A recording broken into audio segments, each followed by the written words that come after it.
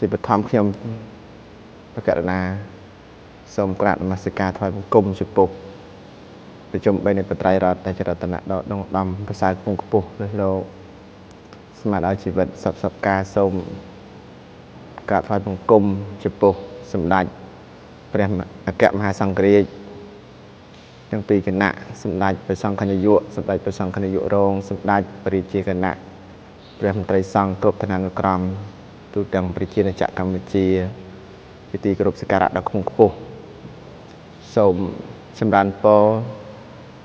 ដល់សម្ដេចទ្រង់ឯកឧត្តមលោកជំទាវលោកអុកញ៉ាលោកស្រីពុទ្ធបរិស័ទគ្រប់រូបទាំងអស់ជាអ្នកកាន់នៅពុទ្ធសាសនានៅក្នុងប្រជាណាចក្រកម្ពុជាដោយសេចក្តីរាប់អានក្នុងពធពិធីបុណ្យចូលចាំព្រះវស្សានេះកាលពីពុទ្ធបានត្រាស់ដំបូងគឺមិនទាន់បានបញ្ញត្តិឬក៏ពុទ្ធានុញ្ញាតឲ្យមានការចូលចាំព្រះវស្សាទេប៉ុន្តែកន្លងមកក្រោយទៀតក៏ព្រះអង្គបានបញ្ញត្តិទុកនៅការចូលចាំព្រះវស្សារបស់ភិក្ខុដែលជាអ្នកសិក្សាសំណាក់បដិបត្តិក្នុងពុទ្ធសាសនា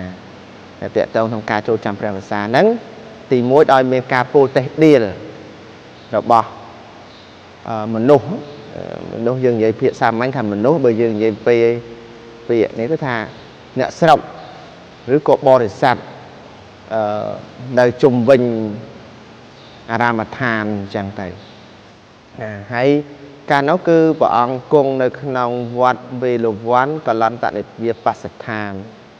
នៅមគធនគរហើយអ្នកស្រុកហ្នឹងគាត់ឃើញព្រះសង្ឃនិមន្តត្រាច់ចរិតទៅតាមចន្លោះផ្ទះអ្នកស្រុកដោយមិនមានទីដៅសម្រាប់ការកំណត់ប្រកបវិជានៅទីណាមួយចេះតែទៅហើយនៅក្នុងពាក្យដែលពុទ្ធអង្គព្រះអង្គបានទូមានឬក៏បានបញ្ញត្តិនៅការចូលចាំព្រះវស្សាហ្នឹងគឺអាត្មាបានមើលនៅក្នុងបត្រៃបិដកលេខ7វិន័យបិដកលេខ7ហ្នឹងភាគទី2លេខ7ភាគទី2នៅក្នុងវសោបណាយិកៈខណ្ឌកៈណាអញ្ចឹងបានជាអ្នកស្រុកគាត់ពោលតេះដៀលថាបើសង្ឃលោកចេះតែត្រាច់រង្គាត់ទៅតាមចន្លោះផ្ទះអ្នកស្រុកហ្នឹងមិនមានទីគោលដៅច្បាស់លាស់ដើរតាំងពីហេមន្តរដូវខ្លះទៅគមហរដូវខ្លះទៅវស្សានរដូវខ្លះទៅដល់ពេលអញ្ចឹងទៅក៏ព្រះអង្គដឹងរឿងហ្នឹងទៅតាមរយៈភិក្ខុឮពីអ្នកស្រុកហ្នឹងហើយក៏ភិក្ខុនោះទទួលប្រាប់ដល់ពុទ្ធ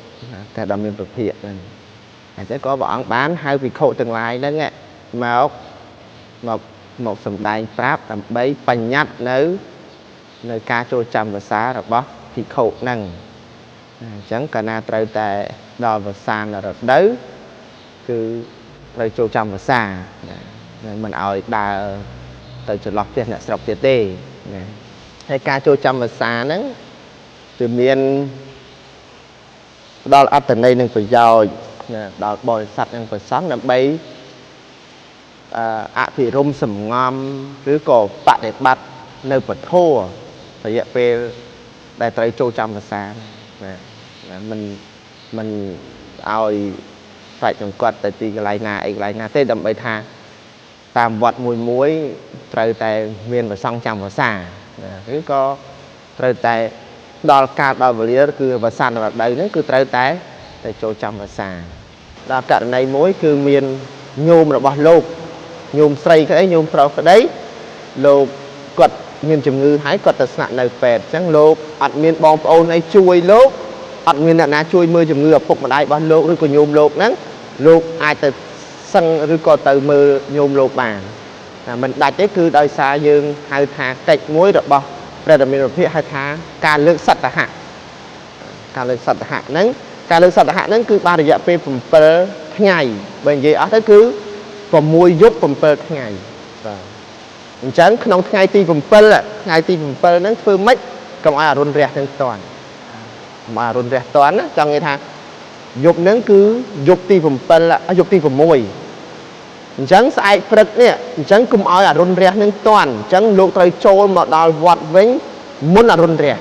là nó mình tạch và xà đây chẳng á nó cứ mình chỉ ấy thế ai từ lúc ban lượng sạch hạ về đây phải xong cho trăm bè và xà thì dạ cả bảy khái bột bò sát cứ cật miền tu nền tí này tầm nục